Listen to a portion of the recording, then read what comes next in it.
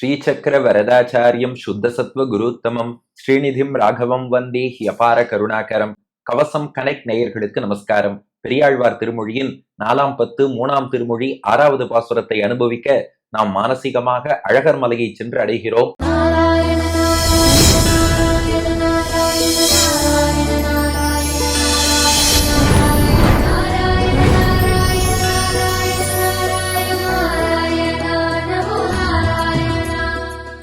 இப்போது பெரியாழ்வார் மீண்டும் கண்ணனாகவே அழகரை கண்டு கண்ணனின் பெருமையையும் பேசி அவனே அழகர் என்பதையும் சொல்லி அழகர் மலையின் பெருமையும் பேசுகிறார். 6வது பாசுரம் வாருங்கள் அனுபவிப்போம். பாண்டவர் தம்முடைய பாஞ்சாலி மறுக்கம் எல்லாம் ஆண்டு அங்கு நூற்றுவர்த்தம் பெண்டிர் மேல் வைத்த அப்பன்மலை பாண்டகு வண்டினங்கள் பண்கள் பாடி மது பருக தோண்டல் உடையமலை தொல்லை மாலிரும் சொலையதே. பாண்டவர் தம்முடைய பாஞ்சாலி மறுக்கமெல்லாம் ஆண்டங்கு நூற்றுவர்தம் பெண்டிர் மேல் வைத்த அப்பன்மலை பாண்டகு வண்டினங்கள் பண்கள் பாடி மதுப்பருக தோண்டல் உடையமலை தொல்லை மாலிரும் சொலையதே. இப்ப பாட்டின் முதல் பாதி கிருஷ்ணாவதார சரித்திரம் ஒன்றை எடுக்கிறார். என்ன சரித்திரம்னா, பாண்டவர் தம்முடைய, பாண்டவர் பஞ்ச பாண்டவர்கள் எல்லோருக்கும் தெரியும். தர்மபுத்திரன், பீமன், அர்ஜுனன், நகுலன், சகதேவன் 5 பாண்டவர்கள். பாண்டவர் தம்முடைய, இப்படிப்பட்ட பாண்டவர்களுடைய, அதாவது ஒத்தொத்தருமே சிறந்த வீரர்கள், ஒவ்வொருவர் ஒவ்வொன்றில் விசேஷமான ஆற்றலும் பெற்றவர்கள். தர்மபுத்திரர் தர்மம் நியாயத்துல ஒப்பற்றவராக விளங்குபவர். பீமன் உடல் வலிமையில் சிறந்தவர். அர்ஜுனன் வீரம் போர்த்திறத்தில் சிறந்தவன். நகுலனும் சகதேவனும் புத்தி சாதுரியம் மிக்கவர்கள். இப்படிப்பட்ட 5 பேர் இவர்களுடைய, அப்படின்னா அவளோட மனைவின்னு அர்த்தம். அவ மனைவி யாருன்னா பாஞ்சாலி. பாருங்க, அவளுக்கு பேரை பாஞ்சாலின்னு குறிப்பிடுறாராம். இதுக்கு மணவாள மாமுனிகள் வியாக்கியானம் பண்றார். ஒரு பக்கம் கணவன்மார்கள் யாருன்னா பஞ்ச பாண்டவர்கள். அப்ப புகுந்த வீடும் சிறப்பா இருக்கு. அவ எந்த தேசத்தை சேர்ந்தவள்னா பாஞ்சால தேசத்தில் பிறந்தவள், அதனால அவளுக்கு பாஞ்சாலின்னு பேரு. அப்ப தகப்பனார் யாருன்னா துருபத மகாராஜா, பாஞ்சால ராஜா பெற்றவன். பிறந்த வீடு அதுவும் சிறப்பா இருக்கு, புகுந்த வீடும் பஞ்ச பாண்டவர்கள். அதனால பாண்டவர் தம்முடைய பாஞ்சாலினா, பாண்டவர் தம்முடைய என்பதால் புகுந்த வீட்டு பெருமை தெரிகிறது, பாஞ்சாலி என்பதால் பிறந்த வீடான பாஞ்சால தேசத்தின் பெருமை தெரிகிறது. ஆனா இத்தனை பெருமை இருந்தும் அவளுக்கு கடைசியா என்னாச்சான், பாஞ்சாலி மறுக்கம் எல்லாம். மறுக்கம்னா மனக்குழப்பம்னு அர்த்தம். என்ன மனக்குழப்பம்? என்னை யார் காப்பாத்துவான்னு குழம்பி போயிட்டாலும். கௌரவர்கள் சூதாட்டத்தின் போது அந்த பாஞ்சாலியான திரௌபதியை கொண்டு வந்து நடு சபையில நிறுத்தி, அப்போது அவளுக்கு அந்த 3 நாள்கள் வேற. அவ சொல்றா, நான் ஒற்றையாடையில இருக்கேன், எனக்கு அந்த 3 நாள், என்ன போய் இப்படி அவமானப்படுத்துறேங்கிறா. ஆனா துஷாசனன், துரியோதனன் ஆணைப்படி அவளுடைய புடவையை உருவி அவளுடைய மானத்துக்கே கேடு விளைவிக்க பார்த்தானே. இந்த இடம் உருகி உருகி மணவாள மாமுனிகள் வியாக்கியானம் பண்றார். ஒரு பக்கம் பாக்குறாளாம் திரௌபதி, கண்ணுக்கு எதிரில் இருக்கிறார்கள் பாண்டவர்கள், ஆனா அவ அடிமையாயிட்டா, அதனால அவ காப்பாத்த மாட்டா. தன் தந்தை காப்பாத்துவார்னு நினைச்சா, தன்னுடைய சகோதரன் காப்பாத்துவான்னு நினைச்சா, ஆனா அவ பக்கத்துல இல்ல. காப்பாற்றக்கூடியவர்கள் பக்கத்துல இல்ல. பக்கத்தில் இருப்பவர்கள் காப்பாற்றக்கூடியவர்களா இல்ல. சரி, திருத்தராஷ்டிரன் காப்பாத்துவாரோன்னு நினைச்சா, அவருக்கு வெளிக்கண்ணும் குருடா இருக்கு, உட்கண்ணும் இல்ல போல இருக்கு. என்ன நடக்கிறதுன்னு தெரியாதா? சரி, திருத்தராஷ்டிரனை விடுங்கோ, பீஷ்மர், துரோணர் பெரியோர்கள்லாம் இருக்காளே, அவளுக்கு உட்கண்ணும் இருக்கு வெளிக்கண்ணும் இருக்கு, ரெண்டும் இருக்கே. ஆனா அவர்களும் வேடிக்கை பார்த்து கொண்டிருக்கிறார்கள். இங்க பெரிய துஷ்டனான துஷாசனன் இவளோட புடவைய உருவ பாக்குறான். இப்ப திரௌபதி யோசிக்கிறாளாம், காப்பாற்றுவான்னு நினைப்பவர்கள் அருகில் இல்ல, அருகில் இருப்பவர்கள் காப்பாற்றுவதாக தெரியல. கண் இல்லாதவனும் பேசாமல் இருக்கிறான், கண் இருப்பவர்களும் பேசாமல் இருக்கிறார்கள். அறிவில்லாதவர்கள் தப்பு பண்றான்னா அறிவுள்ளவர்கள் அதை வேடிக்கை பார்க்கிறார்கள். என்னை யார் காப்பாத்துவா? பகவானை விட்டா வேறு யார் கதி? சங்க சக்கர கதாபாணே துவாரகா நிலையாச்சுதா கோவிந்தா புண்டரீகாட்சா ரக்ஷமாம் சரணாகதாம்னு கடைசியா கிருஷ்ணன் திருவடியில சரணாகதி பண்ணாளே.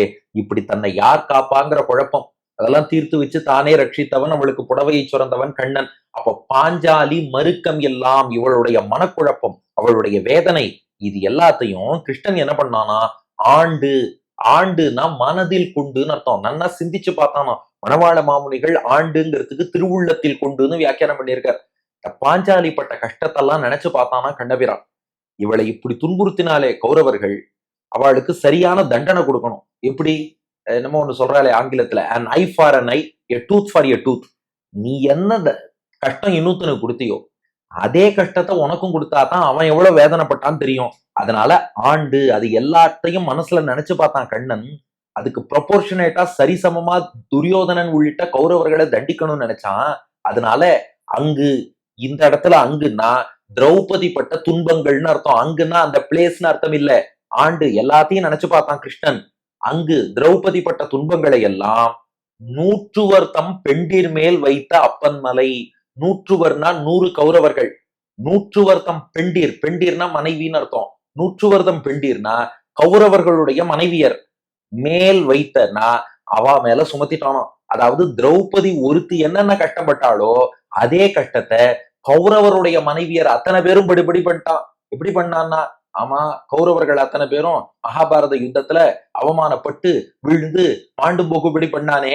அப்போ அவருடைய மனைவியர்லாம் நினைச்சு பார்த்தாலும், ஐயோ நம் கடவர்கள்லாம் இப்படி தப்பான வழியில போனாலே, நாம அவளை திருத்தாம, திரௌபதியும் நம்மை போல ஒரு பெண் தானே, இந்த பெண்ணை நீங்கள் துன்புறுத்தியது தப்பு, எல்லாம் நாம 2 வார்த்தை சொல்லியிருக்கணும், சொல்லல, எல்லாரும் வேடிக்கை பார்த்துட்டோம், அதற்கான தண்டனையை இப்படி கொடுத்துட்டானே. இப்போது இவர்கள் அத்தனை பேரும் இறந்து விட்டார்களே. இறந்து போனவனுக்கு ஒரே பிரச்சனை, ஆனா அவர்களை இழந்த மனைவி இருக்கு. ஐயோ கணவன் போயிட்டாரே, கணவன் போயிட்டாரே, அந்த வேதனை காலம் முழுக்க இருக்கும் இல்லையா. இப்படி அவளை கஷ்டப்படுத்தலாமான்னா, ஆமா, இன்னொரு பெண் கஷ்டப்படும் போது வேடிக்கை பார்த்தான்னா அதே கஷ்டத்தை அவளை கொடுக்கணும். அதனாலதான் பாட்டு பாருங்க, ஆண்டு திரௌபதியோட கஷ்டங்களை எல்லாம் நினைச்சு பார்த்து அங்கு அந்த துன்பத்தை 100 வருடம் பெண்டிர் மேல் அப்படியே கௌரவர்களுடைய மனைவி மேல வைத்தன்னா சுமத்தியன்னு அர்த்தம். அப்படியே அவ மேல கொண்டு போய் சுமத்தினா. சுமத்திய அப்பன், அப்பன்னா பேருதவி செய்பவன் அர்த்தம். எதற்குன்னா சரணாகதி செய்தால் பேருதவி செய்பவன். அவன் திருவடியில விழுந்து நீதாம்பா கதி அப்படின்னு சரணாகதி பண்ணிட்டா, அதுக்கப்புறம் அவர்களுக்காக எதுவும் செய்வான். இப்படி திரௌபதி சங்க சக்கர கதாபாணி துவாரகா நிலையாச்சுதா கோவிந்தா புண்டரிகாட்சா ரக்ஷமாம் சரணாகதாம்னா அந்த சரணாகதிக்காக உதவி செய்தனால் இந்த இடத்துல அப்பன்னா தந்தைன்னு அர்த்தம் இல்ல. அப்பன்னா பேருதவி செய்தவன், சரணாகதியை ஏற்றுக்கொண்டவன் அர்த்தம். அந்த அப்பன் மலை, அவன் எழுந்தருளி இருக்கும் மலைதான் அழகர் மலை. இது எதுக்கு திடீர்னு திரௌபதி எங்க இழுக்கணும்னா விஷயம் இருக்கு. அந்த கௌரவர் சபை தான் இந்த உலகியல் வாழ்க்கையாம். ஜீவாத்மாக்களாகிய நாமெல்லாம் திரௌபதி மாதிரியாம். நமக்கு ஞானம்ங்கிற ஆடை இருக்கு. ஜீவாத்மாவோட ஆடை எதுன்னா ஞானம். இத கௌரவர்கள்ங்கிற உலகியல் விஷயங்கள் இந்த ஆடையை அபகரிக்க பாக்குறது. நம் 5 புலன்கள் இருக்கு பாருங்க, அதுதான் பஞ்ச பாண்டவர்கள். 5 என்ன எடுத்துனா கௌரவருக்கு அடிமையாயிடுத்து. கௌரவர்கள் உலகியல் விஷயங்கள், 5 புலன்கள் பாண்டவர்கள். பாண்டவர்கள் கௌரவர்களுக்கு அடிமையானா நம் 5 புலன்கள் ஆகிய பாண்டவர்கள் உலகியல் விஷயங்கள்ங்கிற கௌரவர்களுக்கு அடிமையாயிடுத்து. மனசுதான் திருத்தராஷ்டிரன், அதுக்கு கண்ணே கிடையாது. இதுக்கெல்லாம் கண்ணு இல்லைங்கிற பாருங்க, மனசுக்கும் கண்ணு கிடையாது, இஷ்டத்துக்கு போயிட்டு இருக்கோம். பீஷ்மர் துரோணர் தான் புத்தி, அதுக்கு நல்லது தெரியும் ஆனா அட்வைஸ் பண்ணாது. அப்ப புத்தி ஆகிய பீஷ்மர் துரோணர் வேடிக்கை பாக்குறா. மனசுக்கு கண்ணு இல்ல. பஞ்ச பாண்டவர்கள் உலகியல் விஷயத்துக்கு அடிமையாயிட்டா. உலகியல் விஷயங்கள் ஜீவாத்மாவின் ஞானம்ங்கிற ஆடையை இழுக்க பாக்குறது. நாம அழகர்கிட்ட சரணாகதி பண்றோம். அழகர் ஞானம் என்ற ஆடையை கொடுத்து காக்கிறார். அதற்காக வந்த அழகருடைய மலை. இப்ப பாட்டின் 2வது பாதி பாருங்க. அழகர் மலையில் நடக்கும் இயற்கை காட்சி. பாண் தகு வண்டினங்கள். பாண்னா பாடல், பாட்டுன்னு அர்த்தம். தகுனா அதுக்கு தகுதியான, பாட்டு பாடுவதற்கு தகுதி பெற்ற. பாண் தகு, பாட்டு பாடும் தகுதி பெற்ற. வண்டினங்கள், இனம்னா கூட்டம். வண்டினங்கள் வண்டு கூட்டங்கள், பாட்டு பாட வல்ல வண்டு கூட்டங்கள்லாம் என்ன பண்றதா, பண்கள் பாடி. நிறைய பண்கள், தமிழ்ல என்னென்ன பண்கள்லாம் உண்டோ. பண் என்றால் அது ஒரு விதமான இசைன்னு அர்த்தம். இப்ப கர்நாடிக் மியூசிக்ல ராகம்னு சொல்லுவா பாருங்க, அதைத்தான் தமிழ்ல பண் என்பார்கள். அது பலவிதமான பண்களை பாடுகிறதாம். மணவாள மாமுனிகள் வியாக்கியானம் பாருங்க, பிரீத்தி பிரகர்ஷத்தாலே அந்த வண்டுகள்லாம் அழகருடைய அழக ரசிச்சுட்டு நானாவான பெண்களை பாடிக்கொண்டு மதுபானம் பண்ணி செல்லும்படியாக அழகர் அனுபவிச்ச ஆனந்தத்துல பலவிதமான பாட்டு பாடுறதான். பாடி பாடி மது பருக. மதுன்னா தேன் அர்த்தம். இந்த இடத்துல வேற ஏதோ அர்த்தம் விடக்கூடாது. வண்டு தேனை பருகும். பல பண்களை பாடிக்கொண்டு மது பருக, பூக்களில் உள்ள தேனை பருகி கொண்டிருக்கிறதாம். இதே போலத்தான் வண்டு போல் இனிமையாக பாடக்கூடிய அடியார்களும் அழகர் மலைக்கு வருகிறார்கள். பல பல பண்களில் அழகரை நன்றாக துதி செய்கிறார்கள். துதி செய்து அவன் அருள் என்னும் தேனை அவன் திருவடி தாமரையிலிருந்து பருகிறா. பாருங்க, பாட்டுல ஒன்னொன்னுக்குள்ளேயும் உட்பொருள் இருக்கு. பாண் தகு வண்டினங்கள், பாட்டு பாடக்கூடிய பாகவதர்கள் பண்கள் பாடி அழகருடைய திருநாமங்களை பாடி மது பருக. இந்த வண்டு பூலேந்து தேனை பருகிறது. இந்த பக்தர்கள் அழகருடைய திருவடி தாமரையிலிருந்து அருள் என்ற தேனை பருகுகிறார்கள். இத்தனையும் நடக்கக்கூடிய தோண்டல் உடைய மலை. தோண்டல்னா ஊற்றுன்னு அர்த்தம். அப்படி தோண்டினா நீர் ஊற்று வரும் இல்லையா, அதுக்குதான் தோண்டல்னு பேரு. தோண்டல் உடைய மலை, நிறைய நீரூற்றுகளை கொண்ட மலை. அதுதான் தொல்லை மாலிரும் சோலையதே. ஒரு நிமிஷம், தொல்லைன்னு கடைசியா சொல்லிட்டாரேன்னா, இந்த இடத்துல தொல்லைனா டார்ச்சர்னு அர்த்தம் இல்ல. அன்பு தொல்லை, இன்ப தொல்லை, அந்த தொல்லை இல்ல. தொல்லைனா தொன்மையானன்னு அர்த்தம். ரொம்ப பழமையான மலை. ரொம்ப பழமையான மலைனா எப்படி புரிந்து கொள்வதுன்னா, இதுக்கு மணவாள மாமுனிகளின் ஆச்சாரியன் திருவாய்மொழி பிள்ளை அவர் ஒரு அர்த்தம் காட்டியிருக்கார். என்னன்னா, பெருமாளுக்கு சென்றால் குடையாம், இருந்தால் சிங்காசனமாம், நின்றால் மரவடியாம், நீழ்கடலுள் என்றும் புனையாம், மணிவிளக்காம், பூம்பட்டாம், புல்கும் அணையாம், திருமார்க்கு அரவுன்னு ஆதிசேஷன் தான் எல்லா விதத்திலையும் தொன்மையா தொல்லை காலத்திலேருந்து கைங்கரியம் பண்ணிட்டே இருக்கா. அப்ப இதுல இருந்து என்ன புரியுதுன்னா, தொன்மையான மலைனா எல்லா கைங்கரியமும் பண்ற ஆதிசேஷன் அவரை இந்த மலையாக உருவெடுத்து வந்துட்டார். அதனால தொன்மையான மலை, ஆதிசேஷன் வடிவமான மலைன்னு நம்ம புரிஞ்சுக்கணும்னு இது திருவாய்மொழி பிள்ளை காட்டிய விசேஷார்த்தம். ஆக பாடல் பாண்டவர் தம்முடைய பாஞ்சாலி மறுக்கம் எல்லாம் ஆண்டு அங்கு நூற்றுவர்த்தம் பெண்டிர் மேல் வைத்த அப்பன்மலை பாண்டகு வண்டினங்கள் பண்கள் பாடி மது பருக தோண்டல் உடையமலை தொல்லை மாலிரும் சொலையதே. பாண்டவர் தம்முடைய பாஞ்சாலி மறுக்கமெல்லாம் ஆண்டங்கு நூற்றுவர்தம் பெண்டிர் மேல் வைத்த அப்பன்மலை பாண்டகு வண்டினங்கள் பண்கள் பாடி மதுப்பருக தோண்டல் உடையமலை தொல்லை மாலிரும் சொலையதே. பாண்டவர்களின் தேவியான பாஞ்சாலி, அவளுக்கு ஏற்பட்ட அந்த குழப்பம், கஷ்டம், இவை எல்லாவற்றையும் மனதில் கொண்டு அதை அப்படியே கௌரவர்கள் 100 பேரோட மனைவியர் மேல் சுமத்தினானே, அந்த பகவான் கண்ணன் அப்பன் அவன் எழுந்தருளி இருக்கும் மலைதான் அழகர் மலை. அங்கே பாட்டு பாடக்கூடிய வண்டு கூட்டங்கள் எல்லாம் இனிமையான பல பல பெண்கள் பாடி தேனை பருகி கொண்டிருக்க தோண்டல் என்னும் ஊற்று நிறைந்த மலை, அதுதான் தொன்மையான அழகர் மலை. அடியேன் வழங்கும் ஆங்கில வடிவம்.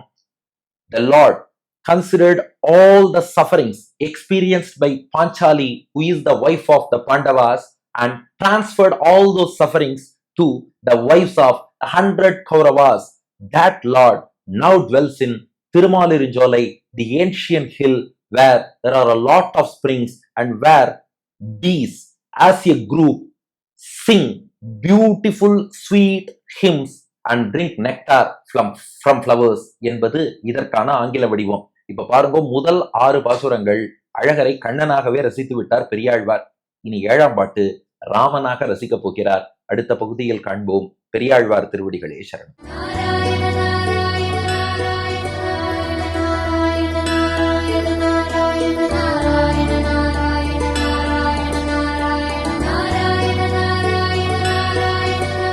பாண்டவர் தம்முடைய பாஞ்சாலி மறுக்கம் எல்லாம் ஆண்டங்கு நூற்றவர்தம் பெண்டிர் மேல் வைத்த அப்பன்மலை பாண்டகு வண்டினங்கள் பல்கள் பாடி மது பருக தோண்டல் உடையமலை தொல்லை மாலிரும் சோலை அதே மாலிரும் சோலை அதே